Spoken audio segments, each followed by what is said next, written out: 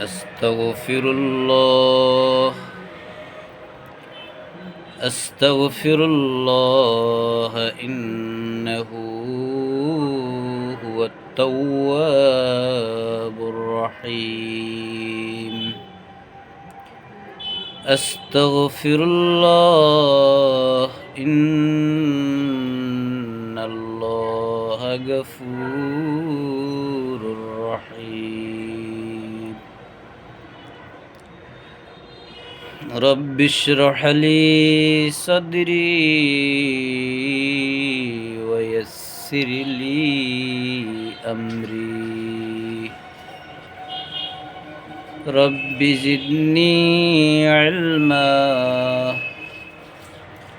رب إني أعوذ بك أن أسألك ما ليس لي به علم وإلا تغفر لي وترحمني أكن من الخاسرين. رب أعوذ بك من همزات الشياطين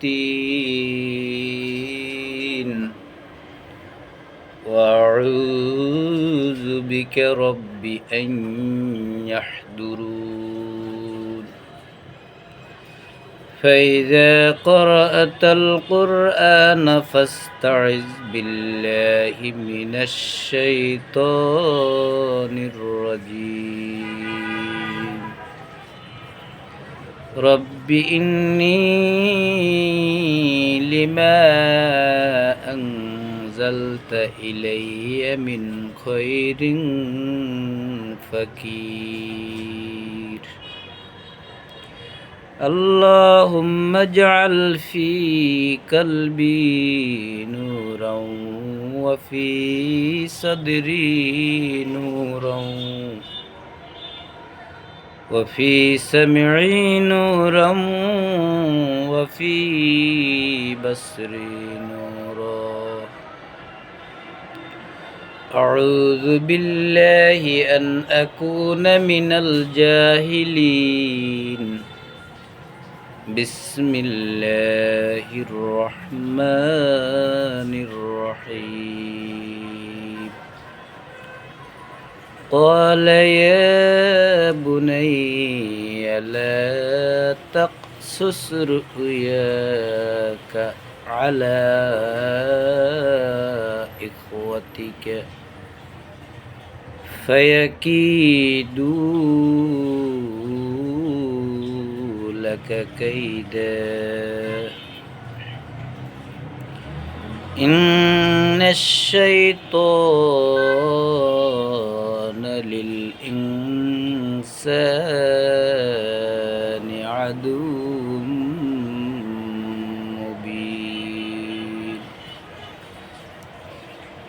وكذلك يجتبيك ربك ويعلمك من تأويل الأحاديث ويتم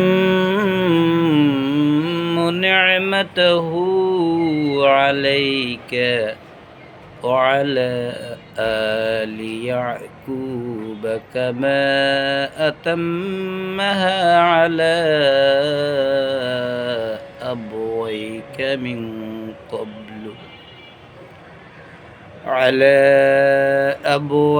من قبل إبراهيم وإسحاق إن ربك عليم حكيم.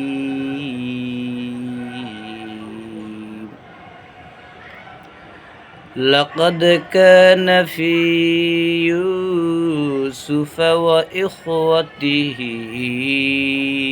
آية للسائلين.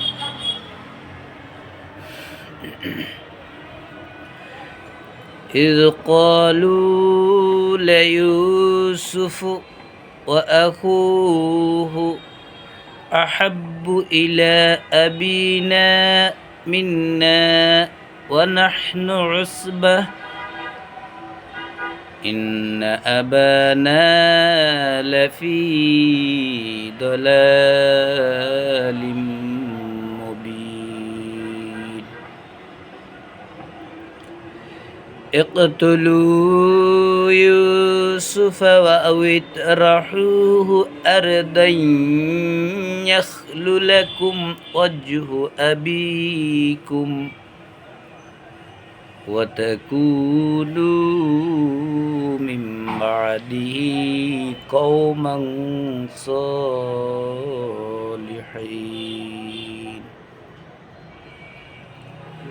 قال قائل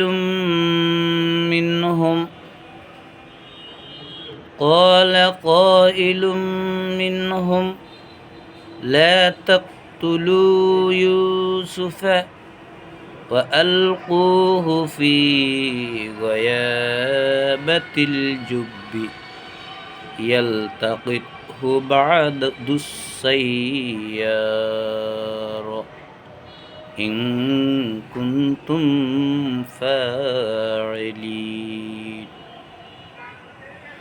قالوا يا أبانا ما لك لا تأمنا على يوسف وإنا له لناصحون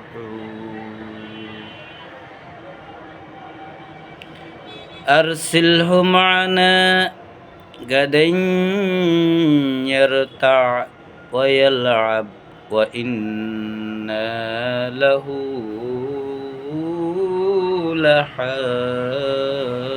لحافظون قال إني ليحزنني أن تذهبوا به وأخاف أن يأكله الذئب وأنتم عنه غافلون قالوا لئن أكله الذئب ونحن عصبة إنا إذا لخاسرون صدق الله العظيم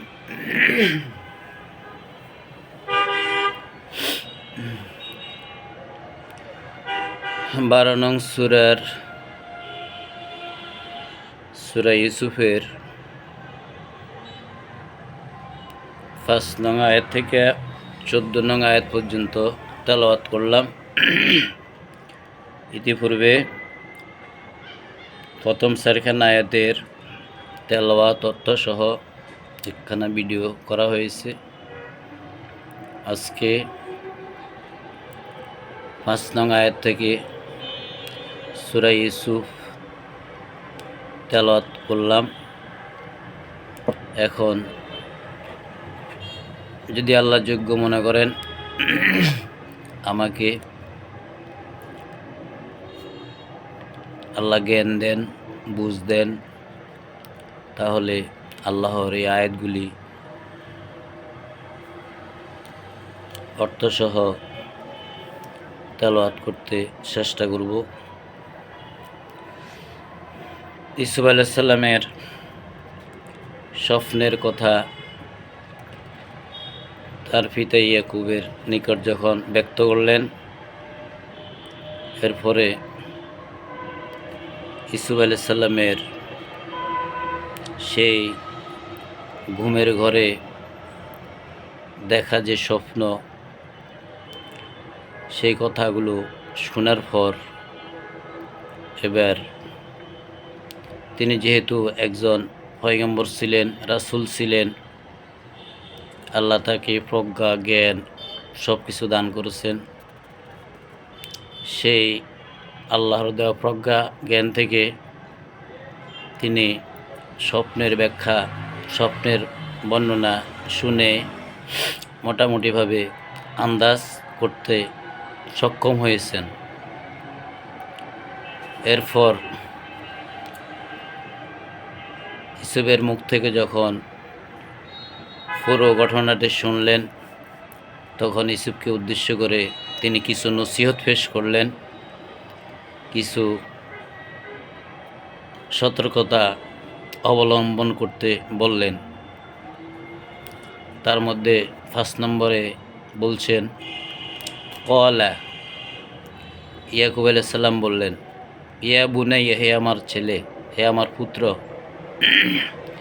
লা তাকসুস রুইয়াকা, তোমার এই স্বপ্ন বর্ণনা করো না, বলো না, বলে দিও না, আলা ইখওয়াতিকা, তোমার ভাইদের কাছে। আর যে 10 ভাই আছে অন্য সংসারের, তাদের কাছে তুমি তোমার এই স্বপ্নের বর্ণনা দিও না। ফায়াকিদু লাকা, যদি তাদের কাছে তোমার এই স্বপ্নের কথা বলতে যাও, তারা তোমার প্রতি ষড়যন্ত্র করবে। কাইদান, কঠিন ষড়যন্ত্র।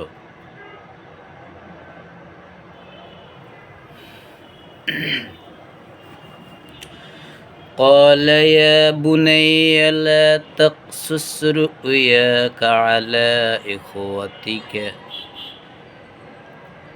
হে আমার পুত্র, তুমি তোমার এই স্বপ্ন তোমার ভাইদের কাছে বলিও না, বর্ণনা করিও না।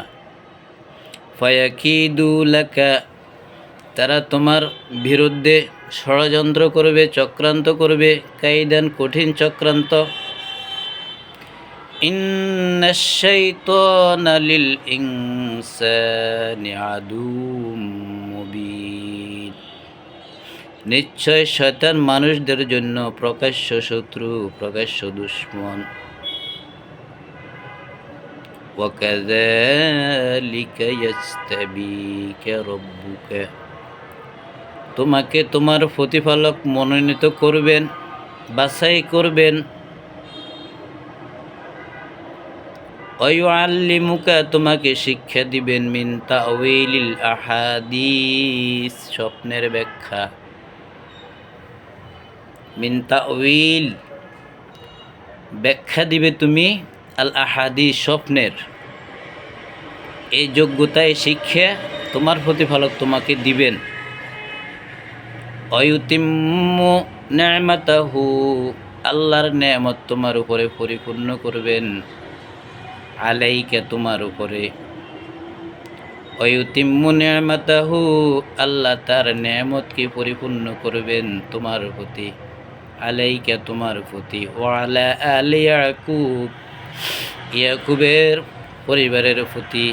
কামা আতাম্মাহা, যেভাবে তিনি তার নেয়ামত পরিপূর্ণ করেছেন। আলা আবাওয়াইকা মিন ক্বাবলু, তোমার পূর্বপুরুষ ইব্রাহিম ও ইসহাক, ইব্রাহিম এবং ইসহাকের উপরে তোমার পূর্বপুরুষ। ইতিপূর্বে আল্লাহ তোমার প্রতিপালক তোমার পূর্বপুরুষদের উপরে যেভাবে নেয়ামত পরিপূর্ণ করেছেন, নেয়ামত দিয়েছেন তোমার প্রতি, ইয়াকুবের পরিবারের প্রতি, তেমনিভাবে তিনি নেয়ামত দান করবেন। ইন্না রাব্বাকা আলীমুন হাকীম, নিশ্চয় তোমার প্রতিপালক এমন, তিনি অনেক বিচক্ষণ, সব জ্ঞানে জ্ঞানী তোমার প্রতিপালক।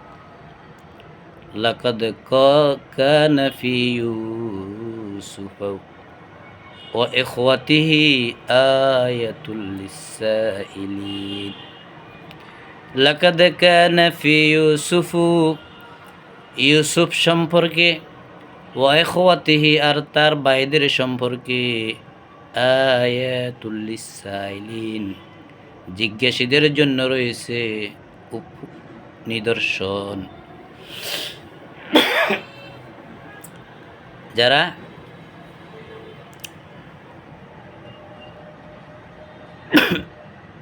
হযরত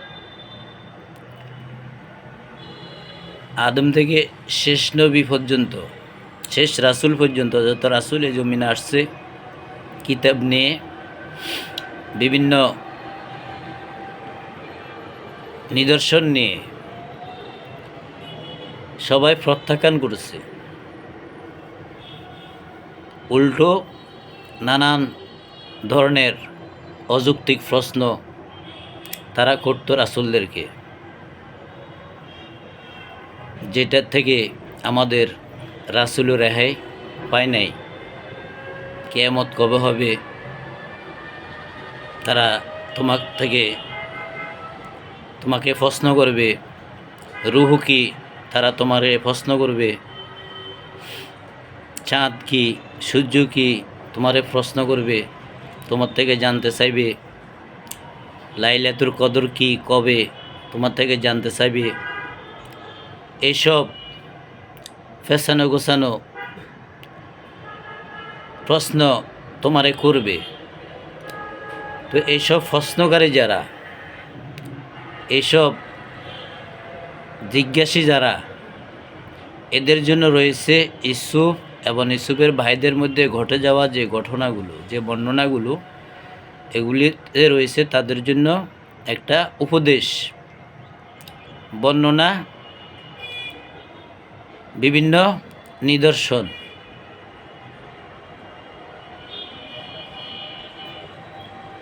এবার ঘটনার আলোকপাত হচ্ছে, আলোচনা হচ্ছে, আল্লাহ ব্যাখ্যা করছেন রাসূলের কাছে। ইসকালু লা ইউসুফু, ইউসুফের সমস্ত ভাই, বাকি যে 10 ভাই, ভিন্ন সংসারের যে 10 ভাই, তারা যখন একত্র হয়ে বলল, ওয়া আখুহু, ইয ক্বালু লা ইউসুফু আখুহু, ইউসুফ সম্পর্কে যখন তার ভাইয়েরা বলল, আহাব্বু ইলা আবিনা মিন্না, আমাদের পিতা আমাদের চেয়ে ইউসুফকে ভালোবাসে, বেশি ভালোবাসে।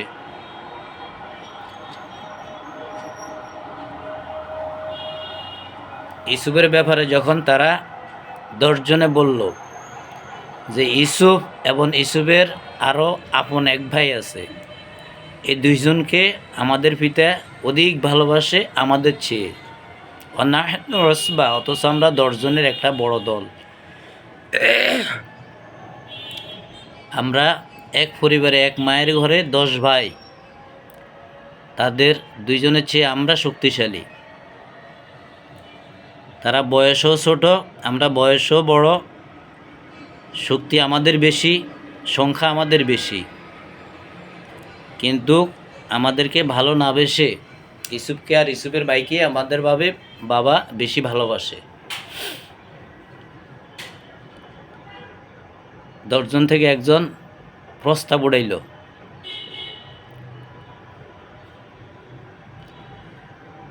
ইলা আবিনা মিন্না ওয়া নাহনু উসবাহ, আমরা একটা সুসংগঠিত শক্তিশালী দল। ইন্না আবানা লাফি দালালিম মুবিন, আমরা দেখতে পেয়েছি যে আমাদের পিতার মধ্যে, আমাদের পিতা আমাদের মধ্যে বৈষম্য তৈরি করতেছে, আমরা বৈষম্যের শিকার হচ্ছি বাবার কাছে। ইকতুলু ইউসুফা, তাহলে ইউসুফকে হত্যা করে দাও, মেরে ফেলাও। আবিতরাহুহু, অথবা তাকে রেখে দিয়ে আসো। আরদান ইয়াখলু লাকুম, কোন এক দূরে,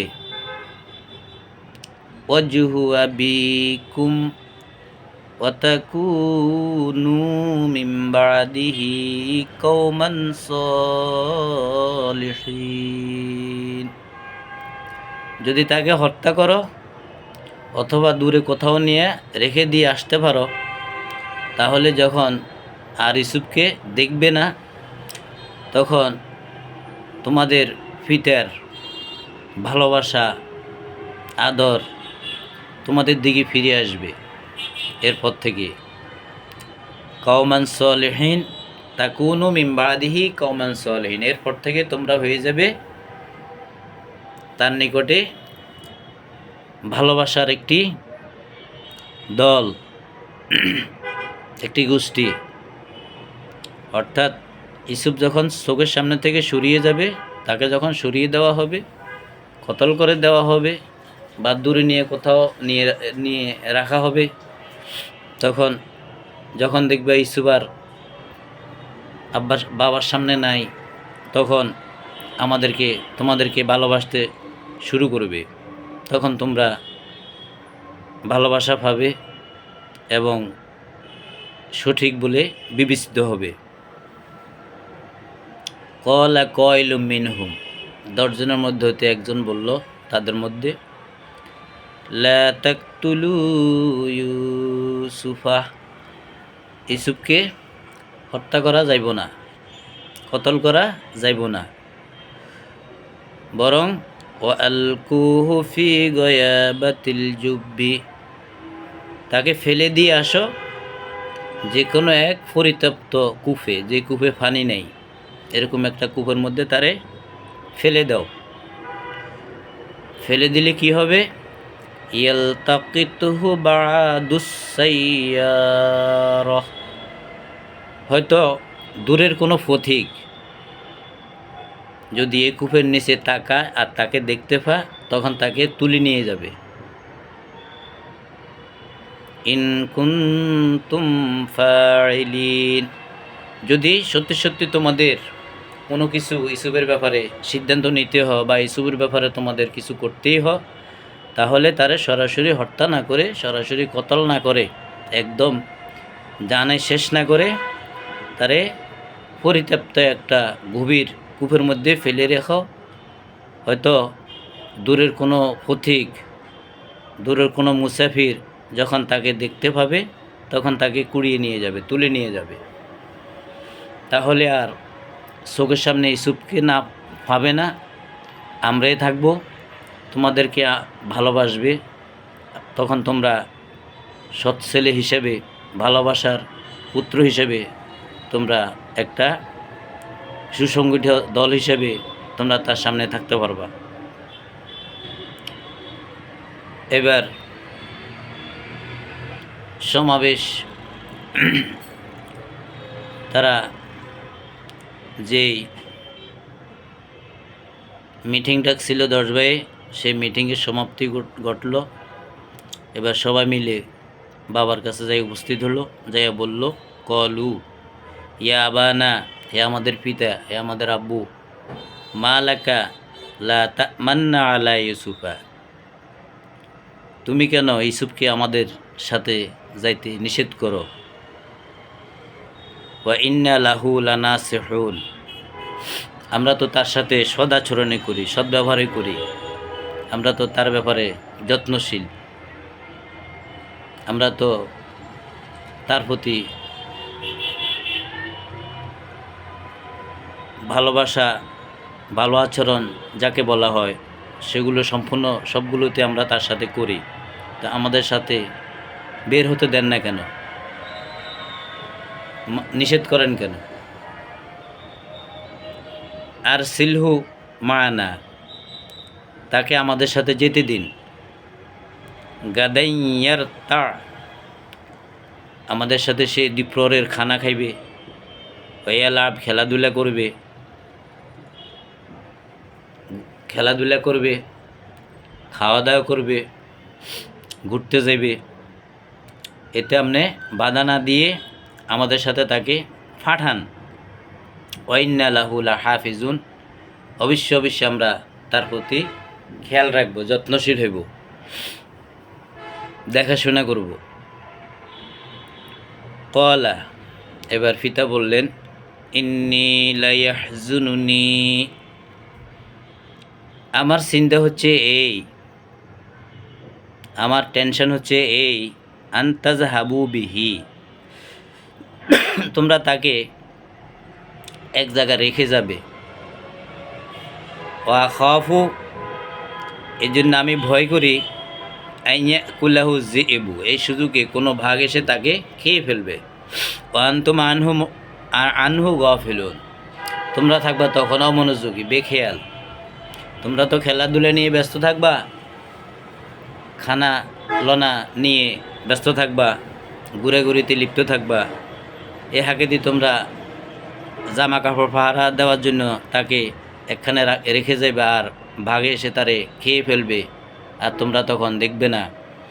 আমি এই টেনশন করি, এই চিন্তা করি, যার কারণে তোমাদের সাথে তারে খেলতে দিতে যাই না। কলু লাইন আকালাহুল যিবু ওয়া নাহনু উসবাহ ইন্না ইযাল লাখাসিরুন। সব ভাই 10 ভাই একত্র আওয়াজ তুলে বলল যে তারে ভাগে খাইব। লাইন আকালাহু যিবু ওয়া নাহনু উসবাহ, তারে বাঘে খেয়ে ফেলবে, অথচ আমরা 10 ভাইয়ের এত সুসংগঠিত শক্তিশালী একটা দল, আর আমাদের সামনে আমাদের ভাইকে ভাগে খেয়ে ফেলব। ইন্না ইযাল লাখাসিরুন, আর বেঁচে থাকে লাভ কি? আমাদের 10 জনের সুসংগঠিত একটা শক্তিশালী দলের সামনে আমাদের ভাইকে ভাগে খাইবে, আর আমরা বেঁচে থেকে লাভ কি? এটা তো আমাদেরই ক্ষতি। ইন্না ইযাল লাখাসিরুন, এটা তো আমাদেরই ক্ষতি যে আমাদের সামনে আমাদের ভাইকে বাঘে খাইবে আর আমরা চেয়ে থাকব। এটা কিভাবে আপনি ভাবেন? আশ্বাস দিচ্ছে, পিতাকে আশ্বাস দিচ্ছে, অর্থাৎ নেওয়ার জন্য যত ধরনের কলা কৌশল আছে 10 ভাই মিল্লা সবগুলা ইয়াকুব আলাইহিস সালামকে সব কৌশল শেয়ার করে বুঝাইতেছেন।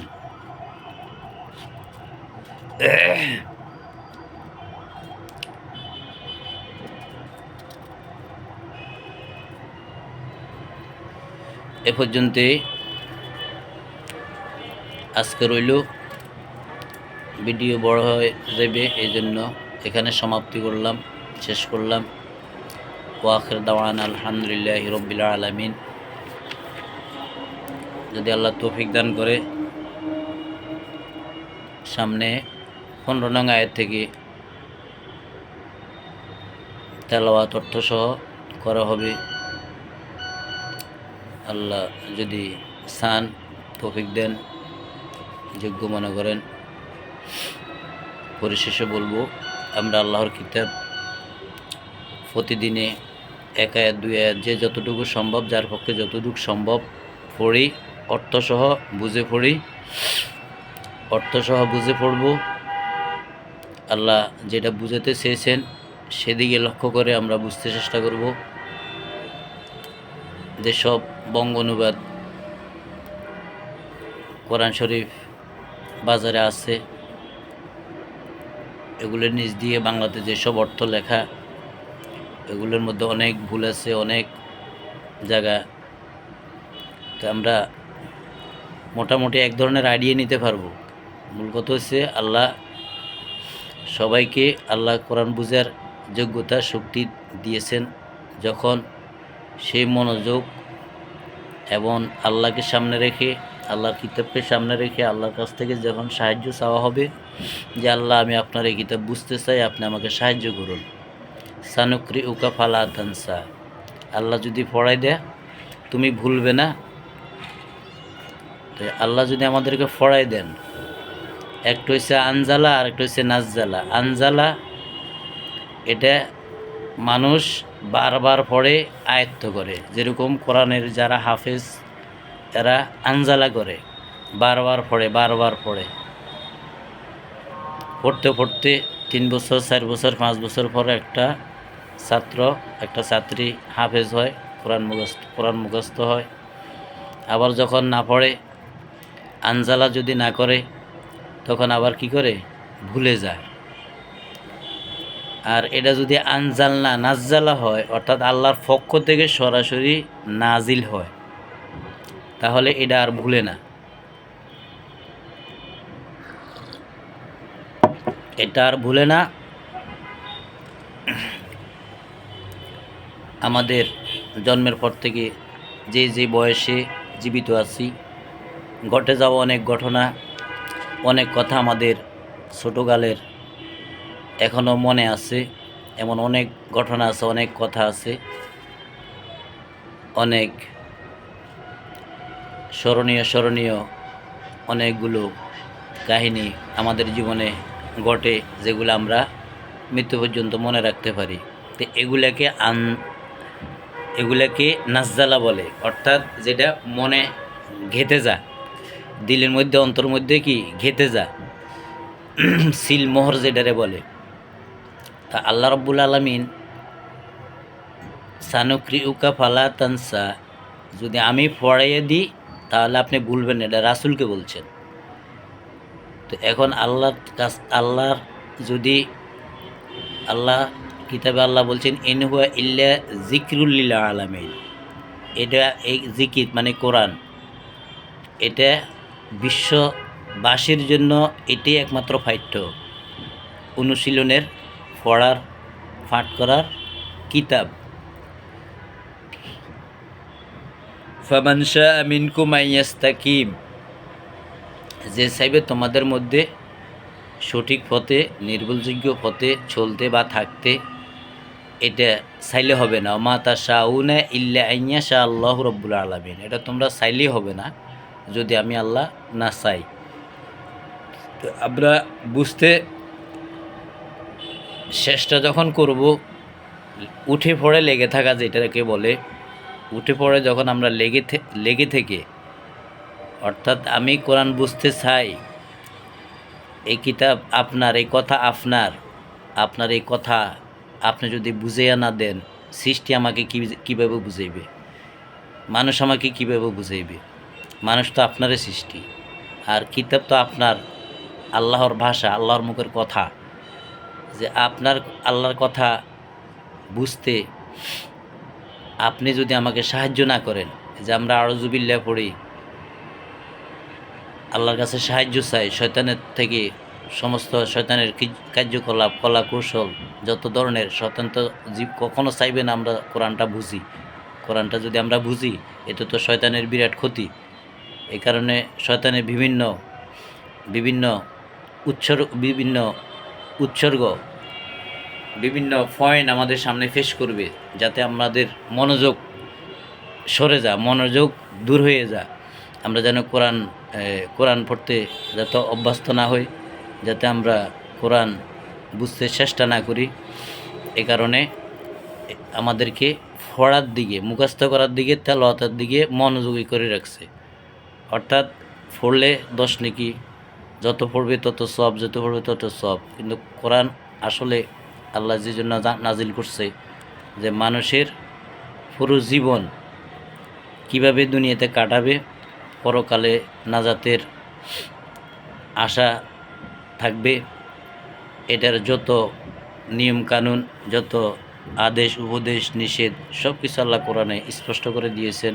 আমরা কি মানব, কি পরিত্যাগ করব, কীভাবে চলব, মানুষের সাথে কীভাবে আচরণ করব, মানুষের সাথে আমরা কিভাবে সম্পর্ক রাখব, মানুষের উপরে কোনো অবিচার করা যাইব না, জুলুম করা যাইব না, অন্যায় করা যাইব না, অবৈধ অর্থ উপার্জন করা যাইব না।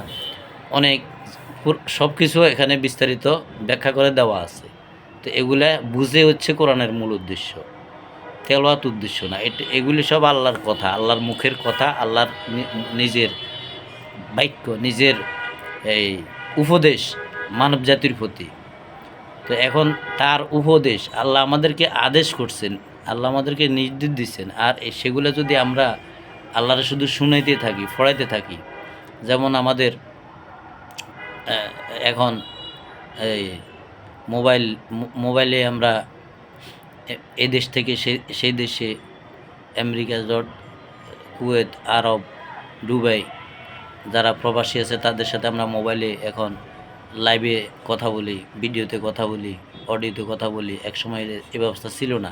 সিডির মাধ্যমে ভাষার কথার যোগাযোগ রক্ষা করা হতো।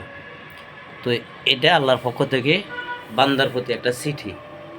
এখন আমি যদি যার পক্ষ থেকে চিঠি আসছে, চিঠির বিষয়বস্তু কি আমি যদি রিপ্লাই করতে না পারি, তো রিপ্লাই তো আমি শুধু যার সিডি তারে শুধু পড়ে পড়ে শুনাইতে আছি, কিন্তু সিটির মধ্যে যে সমস্ত নির্দেশনা আছে, যে সমস্ত আদেশ আছে, যেগুলো আমাকে করতে বলেছেন, যেগুলো আমাকে করতে নিষেধ করেছেন, তা আমি যদি সেগুলি না বুঝি, আমি কোনটা নিষেধ, কোনটা আমার জন্য নিষেধ, কোনটা আমার জন্য শুদ্ধ, কোনটা অশুদ্ধ, কোনটা হালাল, কোনটা হারাম, আমি না বুঝলে আমরা কীভাবে আমলগুলো করব। এখন আমরা যদি শুধু পড়াতে লেগে থাকি, তাহলে যার সিডি আমরা শুধু তাকে সিডি শুনে দিছি, কিন্তু সিডির বক্তব্য কী ছিল, যে ছেলে বাবার কাছে সিডি লিখছে 5,000 টাকা চেয়ে, এখন বাবার টাকা না দিয়ে বাবা শুধু বারবার সিডি পড়তেছে। তো এই পড়ার দ্বারা ছেলের তো পকেটে তো টাকা খুঁজবে না।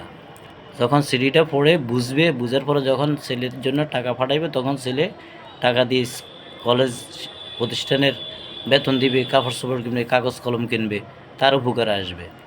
তো আল্লাহ আমাদের জন্য যে সিডি প্রেরণ করেছে, এই যে আয়াত, এই যে কিতাব 6,666 আয়াত, 114 এই যে সূরাগুলি, এগুলির মধ্যে যে সমস্ত বিভিন্ন নবী রাসূলের জীবন চরিত্র, জীবন বৃত্তান্ত, যুগে যুগে যত রাসূল এই পৃথিবীতে আসছে, যাদেরকে কিতাব দেওয়া হয়েছে, হ্যাঁ, কারা কিতাব প্রত্যাখ্যান করছে, কারা মানছে, প্রত্যাখ্যান করনেওয়ালাদের পরিণতি কী হয়েছে, যারা মেনে নিছে তাদেরকে আল্লাহ কী ধরনের সুসম্পদ দিছে, এসব বিস্তারিত এখানে বলা আছে।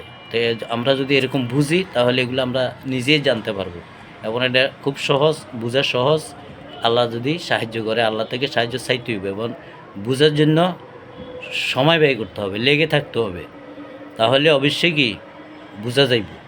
কম করে হলেও অন্তত একটি আয়াত হইলেও আমরা প্রতিদিন যদি বুঝি, একদিনে যদি 1 আয়াত করি বুঝি, 30 দিনে 30 আয়াত, কয়েক বছরে কোরআন বুঝে আশা করি শেষ হয়ে যাইব। তাহলে আর আমরা এই বিভিন্নভাবে যারা কোরআনের অর্থকে বিকৃত করে, আল্লাহ একরকম বুঝাইতেছে, আমাদেরকে আরেক রকম বুঝে আমাদেরকে বিপদগামী করে, আমাদেরকে দমিয়ে রাখছে, এই সুযোগ আর হবে না। তা আমরা নিজেরাই নিজ থেকে আমরা উদ্যোগ গ্রহণ করি যে আমি নিজেই এই কোরআন বুঝতে যেসব কোরআন শরীফের নিচে বাংলা লেখা আছে, এগুলোকে আমরা দেখব, পড়ব, এরপর আমরা এগুলো নিয়ে ভাববো, চিন্তা করব যে যে অর্থগুলা মিল আছে কিনা, যে আল্লাহর কথা কি এরকম, যে আল্লাহ কথা কি এরকম হতে পারে কিনা, রাসূলের কথা কি এমন হতে পারে কিনা, যে ইউসুফ যে একটু আগে আমি যে আয়াতগুলো পড়ছি, যে এক সংসারে 10 জন, আরেক সংসারে 2 জন, বানিয়ামিন আর ইউসুফ এক সংসারের, আর 10 ভাই আরেক সংসারের। তো বানিয়ামিন ইউসুফকে যেহেতু তারা বয়সে ছোট, এজন্য বাবা তাদেরকে একটু আদর সোহাগ একটু বেশি দেয়, এটা সব বাবাই দেয়, কিন্তু ওরা তো তখন তাদেরকেও যে দিছে ছোট থাকতে, এটা তো তারা ভুলে গেছে। এখন তারা দেখছে কি, যে আমরা 10 জনের একটা বড় একটা দল, সংগঠন, হ্যাঁ, শক্তিশালী, আমরা একটা একই মায়ের ঘরের 10 ভাই, আমরা সংসারের সব কাজ করি, সব কিছু করি, দেখাশোনা করি, অথচ আদর সোহাগ জাফা সব ইউসুফের বাইফা, যার কারণে তারা ষড়যন্ত্র শুরু করছে। ষড়যন্ত্র এক পর্যায়ে ইউসুফকে হত্যা করার পরিকল্পনা করছে। এর ফলে তাদের মধ্যে থেকে একজনে বলছে, না, হত্যা করা যাবে না, তারে দূরে যে কোনো একটা কূপে ফেলে দিয়ে আসো, ফেলে দিলে কি হবে, দূরে কোনো ফতিক তারে কুড়িয়ে নিয়ে যাবে, নিয়ে বাজারে বিক্রি করবে। পরবর্তীতে এগুলো আসবে, আল্লাহ যদি আমার তৌফিক দেয়, আমি সময় পেলে এগুলা বলবো। তো সবশেষ কথা হচ্ছে, আমরা আল্লাহর কিতাব বুঝে শুনে যতটুকু সম্ভব 1 আয়াত, যদি সম্ভব হয় 1 আয়াত পড়ি, বুঝে পড়ি, অর্থ বুঝে পড়ি, তাহলে আল্লাহ আমাদের জন্য এটা সহজ করে দিবেন। আল্লাহ আমাদের সবাইকে তৌফিক দান করুক। আলহামদুলিল্লাহি রাব্বিল আলামিন।